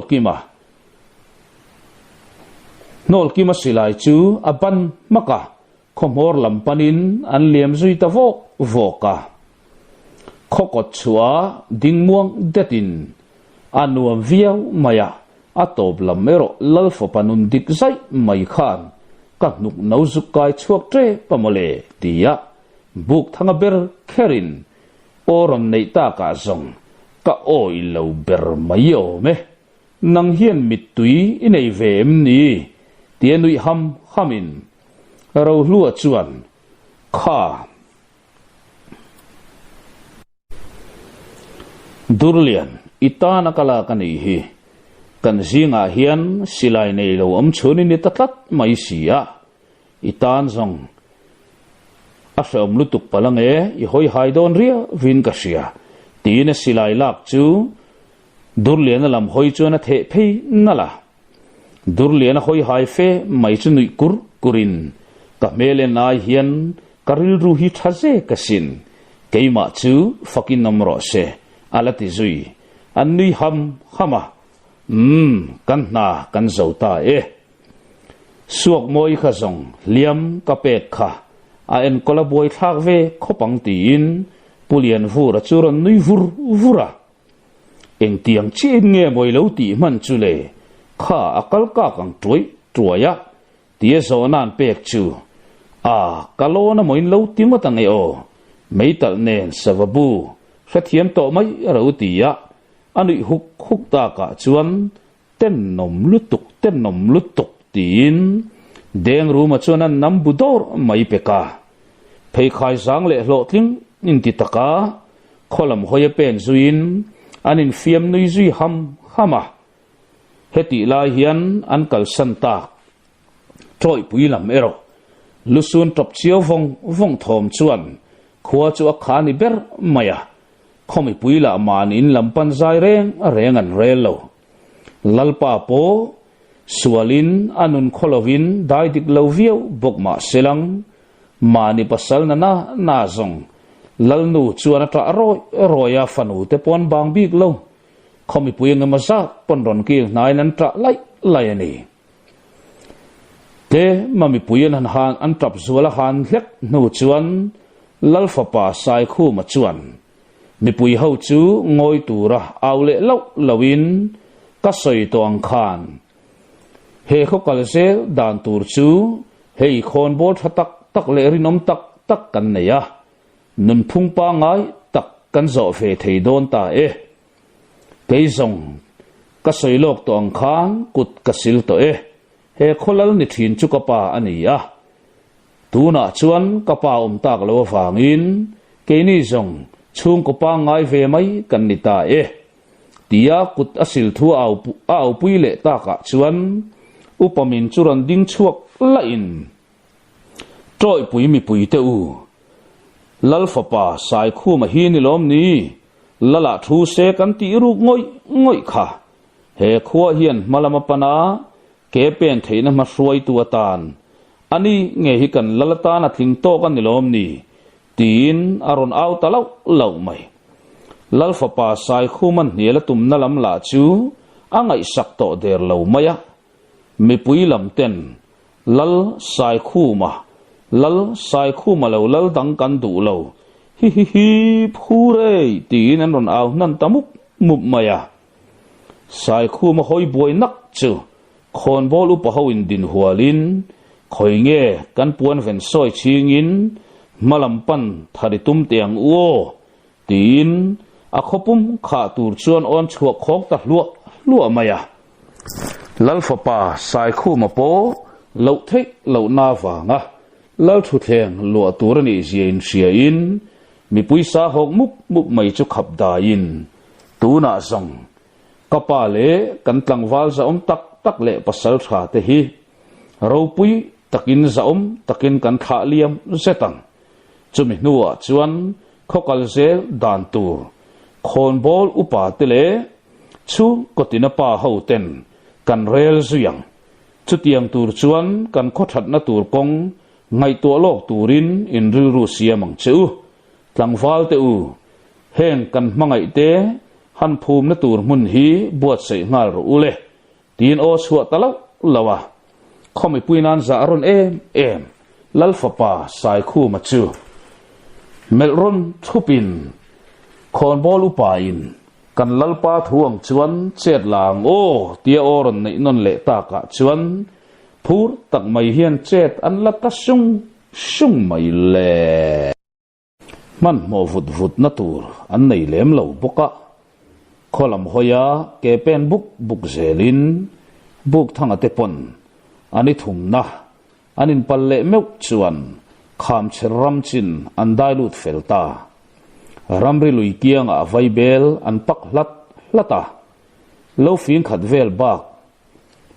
kalma bak an nei to om loveti vel ani chu tiang hun ani chuan e re la hun don de to a lo fin khat vel kal le te ila lui te ala tel khamo chuta chuan zanria kan bol to mai don em ni tia pasal thara le na rot na chu buk pui ngat lomin an silai an ban zui sapa buk thanga chuan chu le aron ti thum ta chak mai an ngoi thap lai chuan tumpang kiu thom ngei mai chuan an bengaron lu ta chat mai ale chungsa nga chuan hoi lompa i thang kim na tur au o ani mai lo mo tin anui ta sa nga buk thanga mela phurna aron lang chuak ve hial mai pulian vura chuan tumpang chi emni pasal tha i bak to tia zona nei chu ro lua chuan ni emole hei wang chia hialom ama chok nu pui lawa ala ta reng ni tumpang zong hol thu to nge ya thon thu thui deu nakin lama kan la soi thui don nia tunami hi kan hol thu ngei turani tin aphur ngal kher mai ral le na chuan pasal tha nangang kumrual leka thangkim na tur pakhat te chau mo ilabak chuni a chu tumpang chu kan pel ngei turani kol kil to pheng po ngai po ni selang kan kwal zelang khoi nge ka tha za thar riau mai ka ti ma kan suai ngat te ang ka ti theilo ka hlen chua theilo hlen chuak turin ikum alanawa chu wangin mi khal nge thei turin tumpang chal chu kan keu ngei turani tin phur tak mai hian a pen chuak zui ta mia maya zui lo thei ni to hik lo le thom dim tak mai put zung in pasal tharwal ho an du to ka ngokaran han put kwal tak mai zong durlian ale zai renga chu an fual rangin tluk ve thuak to turan loin ngai ve to te lu nen an lakhan lo nak zia chu anin muchiang in an pasal tharwal te chun ngai san azual kher mai ama roi tu pasal tha ral lian din na chu an po khom vat hloma helai si tuial tlem te mai hi atlan thina ni ngat mai a niak reng a chiar dep dupalom le tun tumatan chuan kan tlai to in alang tlat kan thi mai theilo mo tin pulian fura chun mela pulian fura chuan khovar lama beithar le zok te ang u hei nu ma poi nu chia tam lut tuk lavila itol nung le setila molom danen hian ramri lui kha kan la hlat vak lo ni na lang ti le tol nun churual ngalin siom na tanga lo fing khat om vela chuan bu an khwar sui ta thuaya mei pui po I chep na lawang u o salian tham hi zong an fim khur ve thin viau ania tia pulian vura o chuak chu zomin ma nia in veng zo chin tha an nei boka mei na lote anunin zanria thuam mo yang ei na bol le tan ta a tumbu kan waring rei ta em tia ro hlu phun bul chu deng ru ma chuan I phun hun ka ngara ti na ipte puya zen ruka lal sarep aban man ram achu aron phor ta chau mai pe kalom le an e dual mai renga ain zebrema ma chu ani e ti hi chuan choleman wam zai mayang tia thua moi na du to ka zanria me tu ra siam le ta ka zong e zanrian han kil chu an lung a oi tlang var kher mai ko la la eng lo pasal tharwal ti taka thau chuak kim sathia pon ni to lova an si pal chuak kiang na ya thingzaram changa an fufar to maya an midle beng an chi sathia ngot ani to lova an thinlung zong po anin bua sai kim vekamoti mai turani niak thar zong ala love aron chuak nge tura nga yang tin pasal tha ra len o chu chuak thum bala chu thum riere fel chawa ngopon lama phei chuan khwa eng chiang viau to buk thanga chuan zoite hian a mui ti zumin aron fai fuk tara ya beng chak ber in thom aron sele ta ti man thiam ngalin an silai cheng an kaulok veka in ring tak hian an khap fak hloma rei nga ngai talo top mai thau mit chai le klipten maron ruain che paron tlak zata chengam om to hek lo le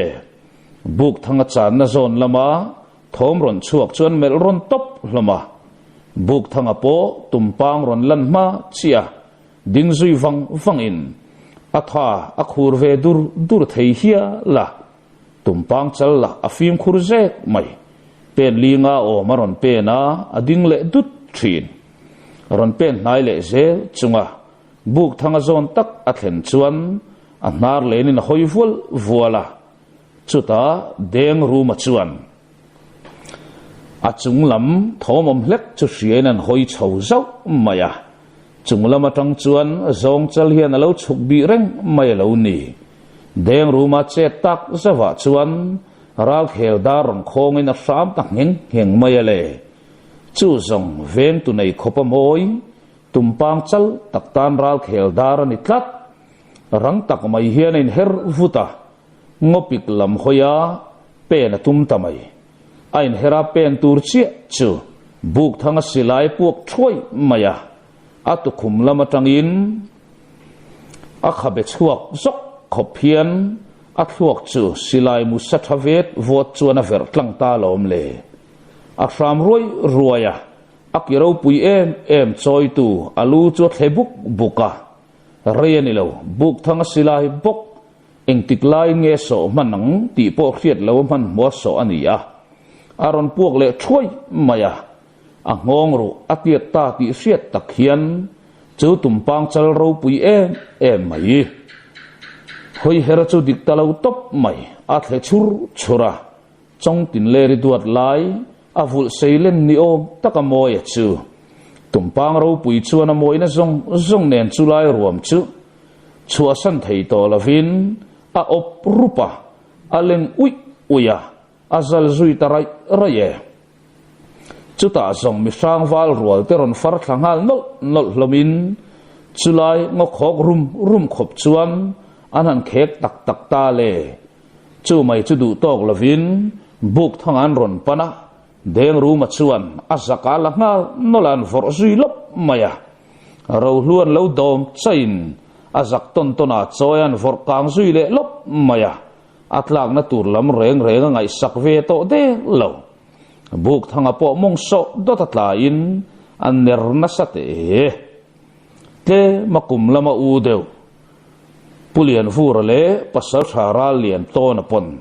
ni nanga pasal thara lian na pon tumpang chu nai nga lin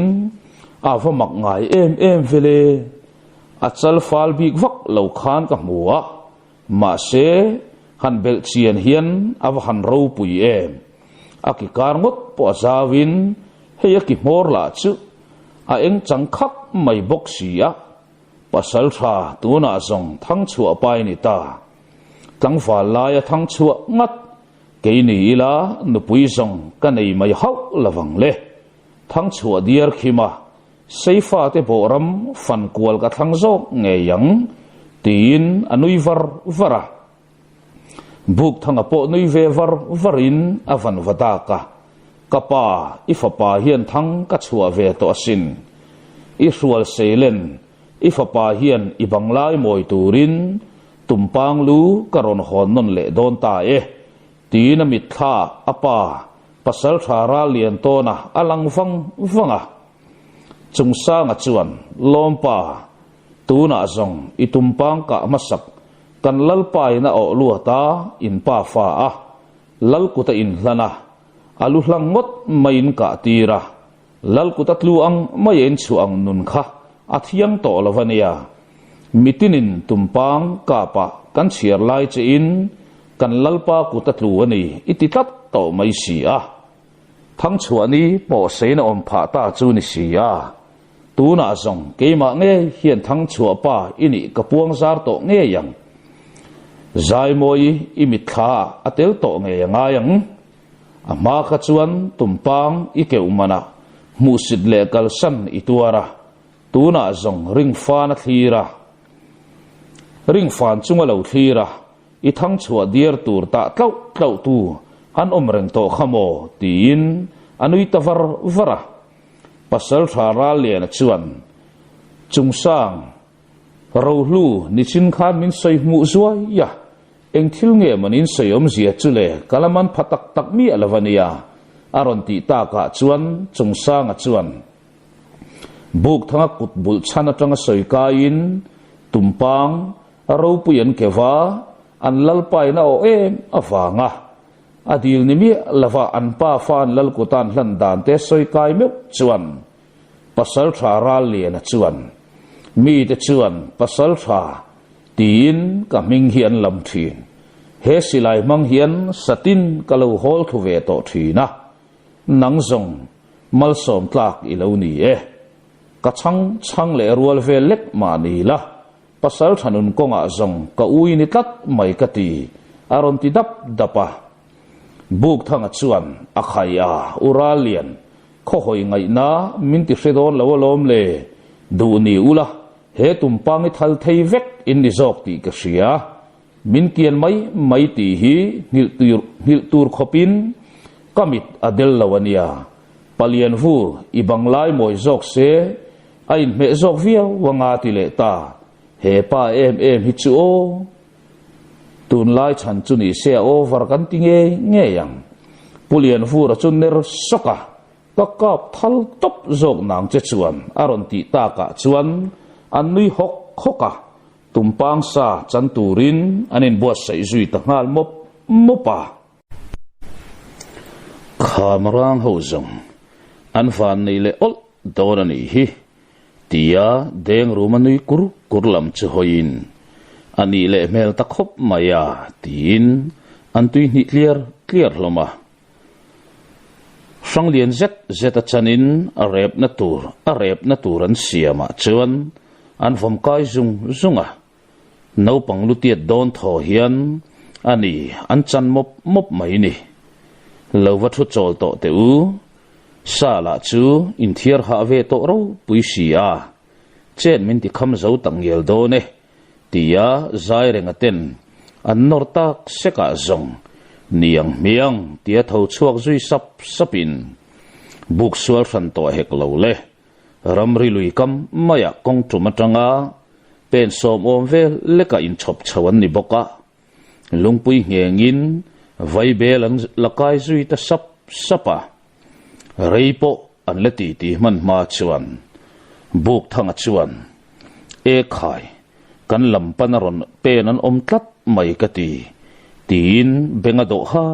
าตูนังหุนะอตูเตตักชุนียังโมกันขมีเลชาจินชวกเตนอมมันโดนเลโอตีนทัวมวยจวนอ้นในวุงบุกเบงจักันอารัชวลไงโลไม่รอจูเมียลมาจวนนี่โลตปังตียเราลัวรอนชุนจมเลนะจูปุเลียนฟูรชวนอุปาอินลำปุยจังขัตามีอันเบ็ดเชงไงโลเวอันเลาตีขโมชัดตักินเลาลมพดไม่เตียงเตียเลาตุยนิจวรจวรินเรีงาง่ายเขาเลาทอมจวรนนายเจล่ะนักินลกะจวนปูเตอูกันเลาซัมเวลกไม่ไทยจวงกันนิทุมเดวเล็กลัดมายาตีทอมรันชวกตั้งเรงะปุเลียนฟูรัชานะอันดานิเมียงปัสสาวะรัวลหัวงอยเทียบไม่ปุเลียนฟูรัชวนขายรันนายโตตักรันนายโตตียาโอเนลตักเลวชวินหุยซุยลวปะปัดลิงปักขัดคลาสิกจุมสมลีบอร์เวลซูมังโตเงยังตีตูโรมังเวลเฮียนมารอนชวินรันนุยซางะเด้งรู้มาชวนเชยคอยเล่มายาอันเลวติลุกเล่งาละอันนุยปุยหักไม่ปุเลียนฟูระเอโรอะไรอินซูมสามะอันรอนลันเบลเซลาอันรอนลันเบลเซลไม่เดียมายาตีนเราลัวรันนุยเล่ตะฮุกเกอันนี้เร่งละตะกาเฮงมีตะฮีน้ำเร่งขมีเล่ซานีอินขามเชรคัวรอนเบลตุมรอนเป็นชัวกันนี่คอยนการลัดเวตักอันนี้ลายนป้าเบรเลขามเชรทีร์เดงฮีอันนี้ราชีนทเวมาอันป้าเบรฮีเบลฟอทีนนี่อินขดเดตุมลีเลียมตาเวลาขานขามเชรคัวเฮียนเบลจวารินอากายนลมายาจุดจังอาขามเชรเปมจากนัทินลุงนี่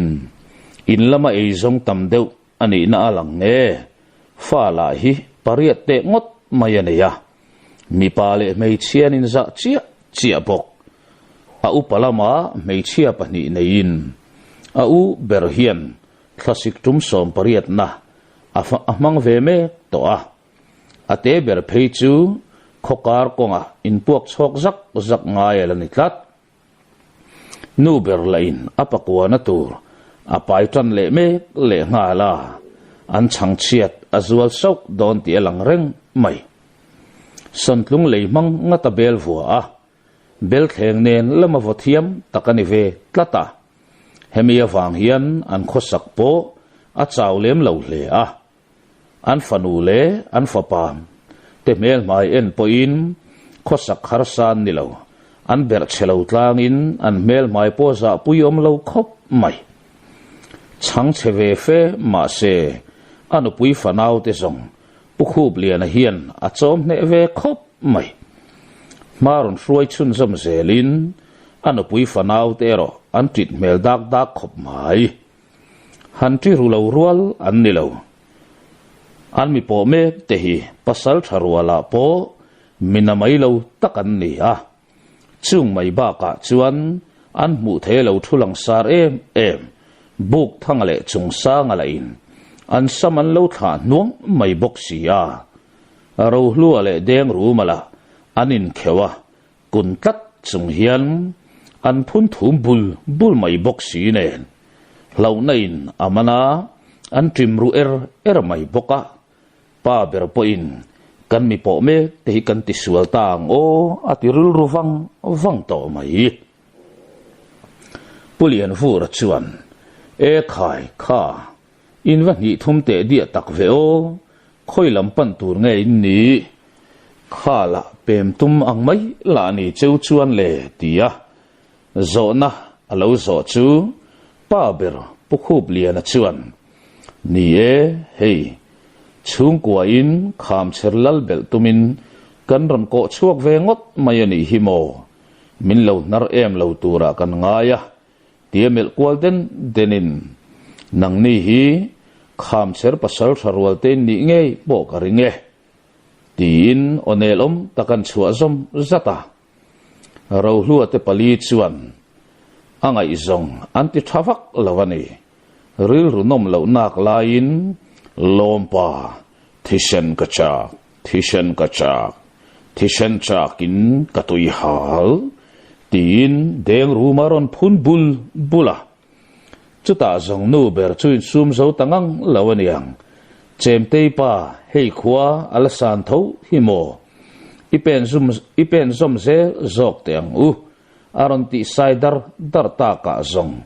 ro lu chu ding phut maya an pang ber mi panau pang te chu pom thutin rong o pum ei mia mai teng tin alu chungan lek zak chu e mangang au thom anasate ro hluron hoi chuak le chuan e khai ka ti palutuk min lau tak takelo kalolom thiam ve dan chuni khamo tiaron nui sum ta ka zong pa ber po chu tho huaya mi panau pang chu pom phei zelin ente taya hei tumpang luwa hian thudai ro tin no te chon chai takin a mui te chu tiriang chuka chu mi panau pang te chu alo kol frong nek nge ni don ni tumpang lu chu chulin atlan kol nga that mai re nga nula lamero an latri hle mai pulian vura chuan thamuang takhan in mong hung to kan thian te hi an fiam thui sang thin ma nia in lo ral fiat to nge in karing pasal tharwalin tel khom buk thangale a thian ten ni himo ati ta ka zong an fapa rol thar ve tran ek to chuan he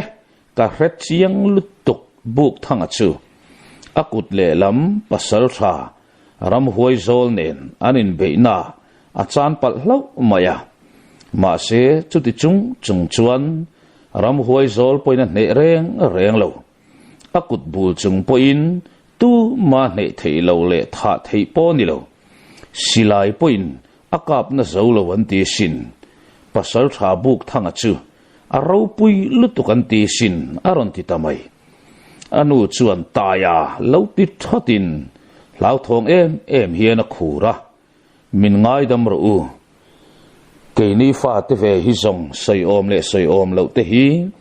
an la khia rang thiam thin lawani tin nu mangai na chuan a din hlia tra ta buk thanga chuan khai kapi khatia ral khel mel iput ngot tak mai le taya khana sei sul reng hlei ne hei ka kut chu bul miat takasin ma se an soyang em a chung nong ero kanimia lawania silai na ka hlum thei aka hlum zo lo mishing ni te chu kachak na kalain a lo nai te le taya tin aron nui tavar vara asam te ziel tha in nula te u thabuang takhan omro hei kham cherlal mak pa po in zinga kan zinga rengania o kham cher khwa chuan in leng em tura ngayang tin omuan takron chua chungin a nui vara pa ber chuan a khlek vanga pasal tha min ngai dam la ithan athuyang huin ikumpal chua ala tam lo top mai kati email mai han en ngot chuan mitam takte zuam sual tur chi zong iningat mai min hret hiam ram te ke ni fa te hi zong an kuman than sana sei om lo po hi nu ber soyang khan an hret hin lo ti pa thua moi chumelin pasal tha thua moi mo i ming zong kan lo ral belve khopasin tin ozang khai takachua khwala azin kol ngun boka ani zong mi han ma chon vel chung changa atal boy velo na samai hey zanria kan bol tran don ek chawani a faisala kan nga han thak am dewila sala kan nga na ro tumpang chalsa atharlam ngat mai nen hian zanria kan kil tlang ang chule kan pasal tha buk thang kut muizar kan zotlang ani don ber mai himo tin pasal tha rali na chuan oron nei zui thuaya thua moi po faisa boy puin a boy zui ta chat renga lalmak pa ani lam reng a thian te zinga hian alan tir ngai lo thian za ho zinga an ram chu awa ni khuwa piang maya eirel thina ni na hi ala chom nung zel zongani nula pani terang takaron pen chuak ve chat chet lak ron tum ve ta chu durlian ale zai renga chuan ngoi reng mai hian an lo dang chaya chung sang a zok chuan khai nula te u minti mual pho in tum tamayem ni ramlama zong mei chia chet ve phal sakin ni lo tlat mai tikhan khalai lung chunga khan lang chi si lo lang lek si khan lo thukwal lui vel ula zanri abol po aphurom sak mayang tin anui hoka thua moya in lami takwal vel tran ta chu deng ru mala chuan alo nui vei kur boxi in lalal mak pa mai tia phun bulin ro hluanen anin mela katen antile bul to kho en laya in pe man tumang o tia thua moyan o chwa lo ta ka zong eirel lam chu an boy pui zui talai laya buk thangale pasal thara liana pulian fur ten pukhub liana chuti ti puin an lo thum ve bal renga zai rengale dur liana che ero akhor na samai an rual pui om ve lek ten an chevel an thlir renga chu chuan an che ta ti boi zo vek to an che phet le phat thin chu chung sang le thua moi chuan an mela an nui mol le top thina tul hleilo a mei an chom ngun deuh ta niang chu chung sang a chuan zai reng durlian khatia in kut ol za chuan lama main chom that sek mai chuan kan sarep kha ei tlak lawain chu nge don ka ti nula pani te kan kiangan ron om ta ka zong in che boy nak mai lom le ral rama tal boy heilo ti hiani ti te ang kan nula te kianga khan lo thu chol ve phot mai te u ti yakai thutin nula pani te kar lai ta tur tak mai hian awa thutir ta mak maya thora u ka ti ma chu thutla tang cheu ati mak mai boxi ti khan loin komnel bor u nakina zong antan in la tangkai na sadon ania anni kha nula te u kham cherwal kan voucher me ten ni khamo tin durlian ale zaireng achu in melfia tina nei zui thuaya zanrian ei puara vaibelan pak meu chuan an nula pani te po chungsanga zara an nui hokle yer to a ani hi zong nula nui du na bom hi a khrefu viu nge mani don ni aneng laya nge a kheu thin ti hi tu manan selawa an naka nge an khela nge an chona nge ke zung puya tu manan selo durlian ale zaireng ate pon nel takabeve ngam to in an zanri ei kham in thiar na lama chungsanga na fui na saboka chu chuan hlok pui hle aniang nula te ne nan ti ve bar maya an pang berla chuan million pani te chu anel ngal em maya an mal chung a chu chat mai bok nen heiro hei chen ka sin chuak ve ta ka chang chiat ber tu malani o me a tiaro hlu au lung chu nu berin thlafung chuan ta ya lo kalte tinan ko thin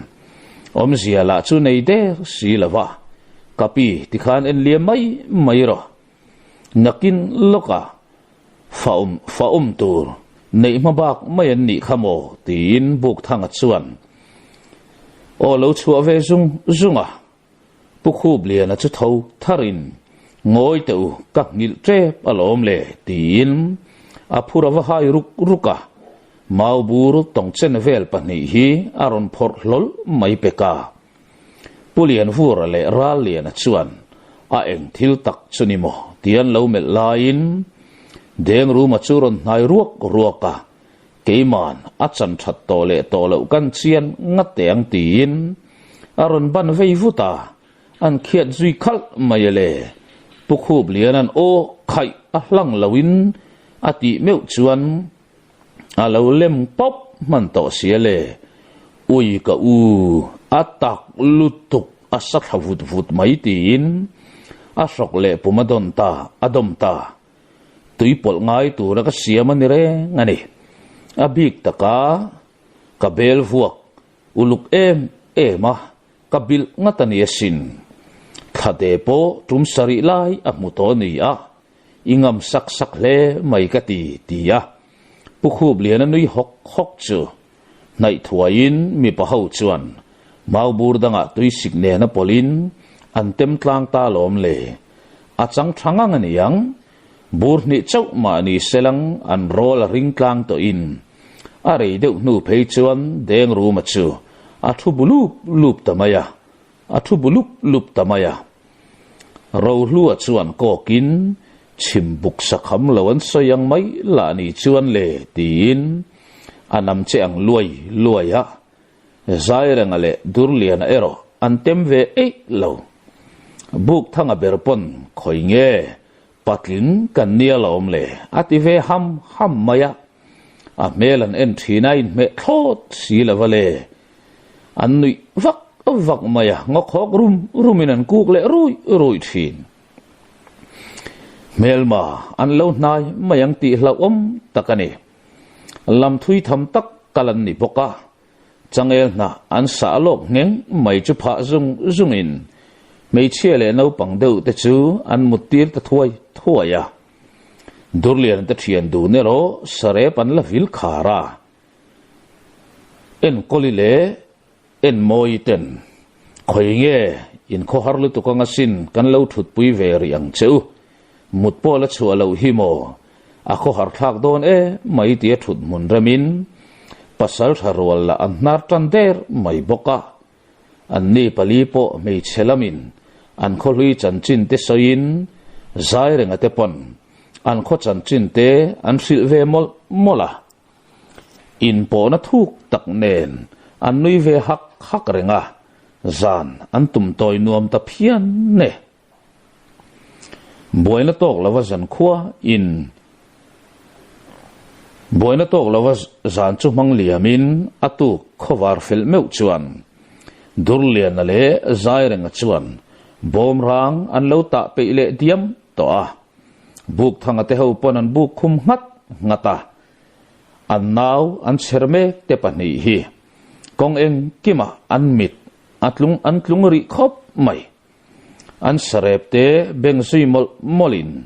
zan khat rep chau mai ania ala tak thanal nal khop mai tuk thuana uluk takin thua moyan so bol asiam le ta lom le chu kher zong atui anti khatani ang chu a mei chelam po moi hoi an zong man to reng lo in sumap lo hian an bur ngar hloma puarat la fela kholam hoin anin oi talai laya ro hluo phur chunga an pang bermi panau pang chuan ngen miau mai sia chang chepa tur thai boy tur kani tienui huwa chung hian ritti mel po pulavin ma hruai pur thereng mai le nga la pukhub lian a chuana mel thina nang ni zong beimin ni lo top mai ka ti buk thang le thian te tia seifa te min deng chuak po hi thil om lo ni lo top mai sai bung po pu zo turin ni ngat mai tin a thlek mol le ngot mai thina จุดยังมาละมันปันเสียตากะซงนี้อฟันไลโซลอมเวละขามเชรขดลีร์กลางอินปัลเทงิน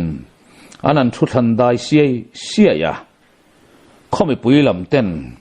กลางทาระบัวฟาร์กลางลำอันเปี่ยมตัวจงจางอันเคลลุยลายเลยลัลเลอุปาเตปนนัก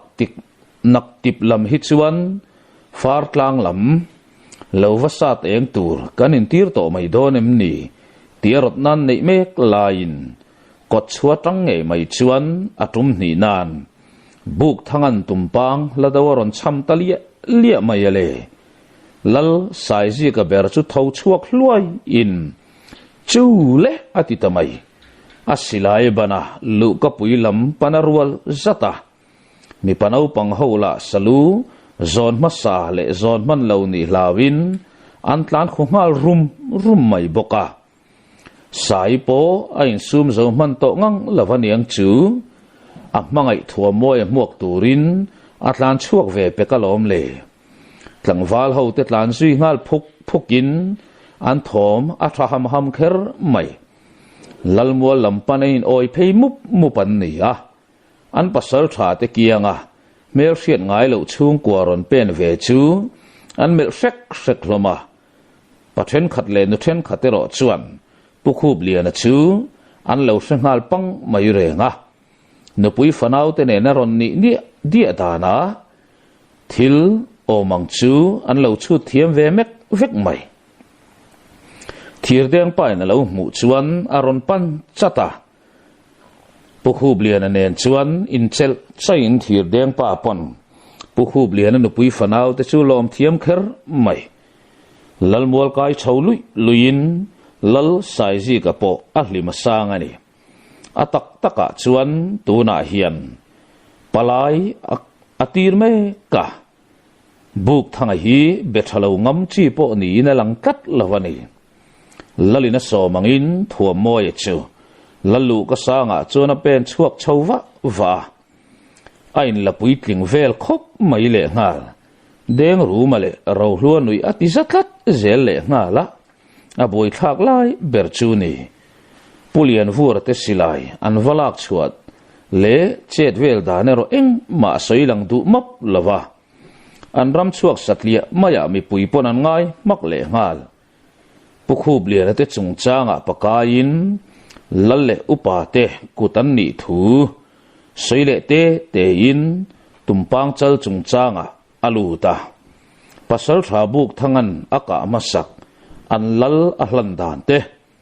ตูน่ะอากาศนนเละนะฮีอาทั้งกิมนัชเชียอันนี้ทวนขารไม่จงโทมานาอินบุกทั้งกังฟ้าลายทั้งชัวเทงัดไม่ชื่ออันเมลง่อยละมานุละเฮาเลยนั้นเทียนเฮาจิงัดหลังฟ้าลมชุนันนี่อันเมลสายงระบุกทั้งลำหอยเฮียนอารัสีอาเลียนเฮียนเลี้ยงเพย์ช่วยจูนี่เบเรเราลัวชวนอัดเฮียนแต่กันนี่เวบกโอตีนอ่อนเราชัวเละลูงอันนี้จงมีปุยลมหล่อหลักล้อเนียนรีปุยเละลัวต่อลัลสายจีกันนูลัลนูสายเนมิชวนอาทูลให้ถวายินทั้งชัวเดียร์อุลุกเละดักลับไม่ตาจูอารอนพอร์ชัวกาสายจีกันเองทั้งชัวเดียร์อักหิมตีร์ตวะไม่เลมีปุยทอมอาหันทับตักตุมปังลูละอาราวปุยนอัตลุกพาเรงกะลับมุลาอุติจุมีปุยตีที่เลียนเบรันนิเวกาปุคูบเลียนลำขยาลัลปาจุอินเฮรินอินเชียนรูนาคานเลวสุกลอยพดไม่ตาอุละอัตรูตากะเลกันินเกาเลไม่โดนยตีอินอาบุคุมตะมุตาลัลสอมนางอินปัสสาวะรัวเตโปขอนพอลอุปาเตนงซินลัลินาชวนันกายเดียกะปัสสาวะมันกูงปนตุมปังลูจุอจอยทินอาขันลมปุยเทียมตักอันบาวรวกสะจัวละเรียอันเจ็ดชวนจงจางปะกายินลัลสายจีกจูบุงัดตาอารมณ์เพลไม่ตูน่าจงกันฟังขัวสิลายฟงรุกไลไม่ก kan kol ve tareng maya pasal tha eng tia om nge in tum zui tak zel ni le tia buk thanga mel lain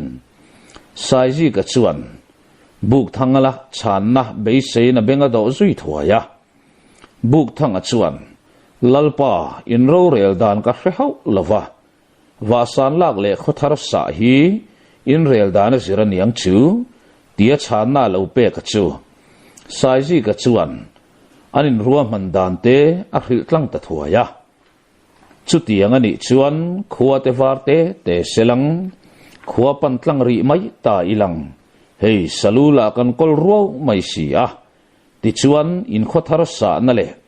lova na lama tlang fal rual ho te ne na thei anga ron chet pui tur chewa ron chet chhuale thazok don ani chu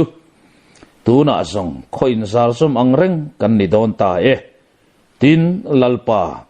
kan khwal ron pen pui te kha ita nan lu hle don ani ya o